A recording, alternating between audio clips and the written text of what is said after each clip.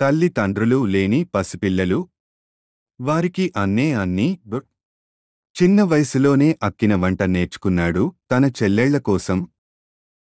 తన చదువు మానేసి వాళ్ల కలల కోసం మార్గం వేశాడు రాజు. ఇంటికి అన్నం పెట్టాలంటే చిన్న వయసులోనే కూలీ పని మొదలెట్టాడు. ఒక చిన్న చాక్లెట్ కూడా ఆయన ప్రేమలో పెద్ద కానుక. దుస్తులుండకపోయినా అనురాగంతో పండగ చేసుకున్నారు.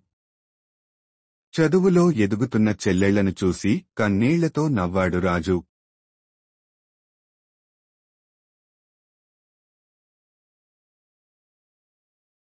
చిన్నగానే కనిపించిన ఆ కలలు ఇప్పుడు ఆకాశాన్ని తాకాయి.